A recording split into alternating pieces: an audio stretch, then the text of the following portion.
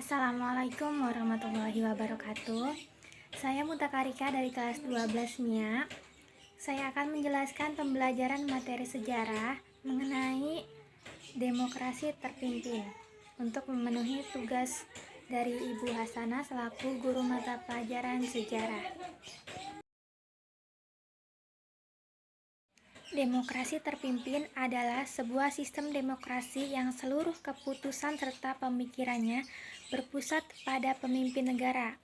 Kala itu pemimpin negaranya yaitu Presiden Soekarno.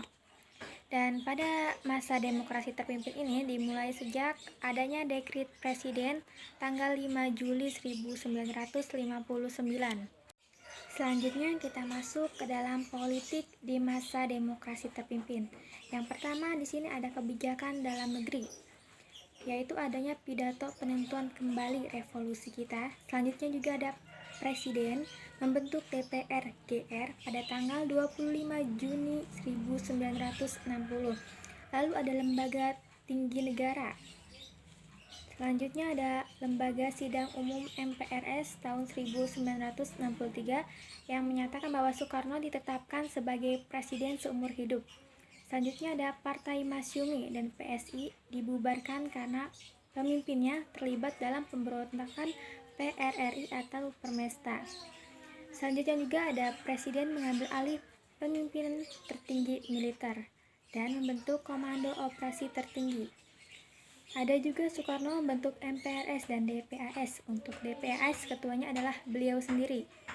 Selanjutnya ada dibentuk Front Nasional sebagai organisasi yang memperjuangkan cita-cita proklamasi dan Undang-Undang Dasar 1945. Dan yang terakhir, untuk kebijakan dalam negeri ini menetapkan pahlawan Naskom atau nasionalisme, agama, dan komunis dalam lembaga negara. Yang kedua, ada kebijakan luar negeri. Di dalamnya yaitu adanya muncul istilah old devil, yaitu negara-negara kapitalis yang cenderung kolonialis. Selanjutnya ada muncul istilah nevo, yaitu negara-negara anti-kolonialis dan anti-imperialisme. Dan selanjutnya juga ada dijalaninya politik Mercusuar atau pengadaan proyek-proyek besar untuk mengangkat Indonesia menjadi negara yang terkemuka. Dan terakhir adanya politik poros, yaitu Indonesia melaksanakan hubungan istimewa dengan RRC, Kamboja, dan Korea Utara. Dalam kebijakan-kebijakan ini tentunya ada pro dan kontranya masing-masing. Selanjutnya akan saya bahas tentang peristiwa penting dalam masa demokrasi terpimpin. Yang pertama ada pembebasan dan pengembalian Irian Barat dalam melalui hal-hal dan tahap-tahapan sebagai berikut. Yang pertama ada jalur diplomasi atau perundingan.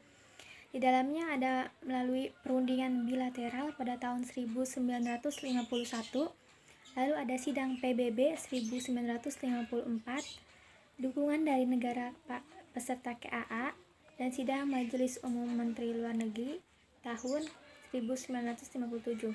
Namun, diplomasi ini tidak cukup untuk mengembalikan Irian Barat kepada Indonesia lagi. Lalu, perjuangan lanjut kembali kepada konfrontasi ekonomi. Di dalamnya dilakukan upaya memblokir kebutuhan Belanda di Indonesia, seperti melarang media cetak dan film berbahasa Belanda dan lain-lainnya. Namun masih saja tidak berhasil. Yang terakhir yaitu konfrontasi militer, yaitu pemutusan hubungan diplomatik dengan Belanda pada tanggal 2 Januari 1962 sampai hingga akhirnya tanggal 19 November 1962 sidang umum PBB yang mengesahkan hasil Papera. Papera adalah ketentuan persetujuan penyerahan kekuasaan pemerintah atas Irian Barat oleh Belanda kepada Indonesia. Peristiwa penting yang kedua yaitu konfrontasi dengan Malaysia, di mana pada tahun 1961 muncul rencana pembentukan Federasi Malaysia, di mana Indonesia menentangnya karena menurut Indonesia ini akan membahayakan Indonesia. Peristiwa penting yang ketiga yaitu gerakan G30 SPKI, di mana pada tanggal 30 September malam Sampai 1 Oktober dini hari terjadi penculikan dan pembunuhan perwira Angkatan Darat, termasuk 7 jenderal. Peristiwa G30 SPKI ini mengubah politik Indonesia dan menandai berakhirnya demokrasi terpimpin.